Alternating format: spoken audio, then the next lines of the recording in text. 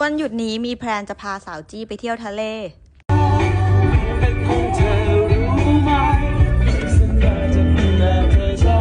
หันไปบอกจี้ว่านี่แหละค่ะคือตัวตนของโอ๊ตเดี๋ยวจี้ก็ชินเองช่วงนี้กินชานมไข่มุกกันทุกวันเลยใครที่มาเป็นแม่บ้านที่นี่ต้องโดนป้ายยาด้วยราชิทุกคนส่วนตัวอมชอบเลยส่งความชอบไปคนอื่นด้วยซื้อลูกชิ้นกินระหว่างรอโอ๊ตเลิกงานค่ะนั่งรอไปประมาณครึ่งชั่วโมงโอ๊ตก็มารับแล้วถ้าพูดถึงทะเลก็จะต้องเป็นระยองใช่ไหมก็เลยไปนอนบ้านที่ระยองกันค่ะอาทิตย์นี้โชคดีออกมาจากกรุงเทพค่อนข้างไวรถก็เลยไม่ค่อยติดเดินทางทั้งหมด2 ชั่วโมงครึ่งถึงระยองแล้วค่ะ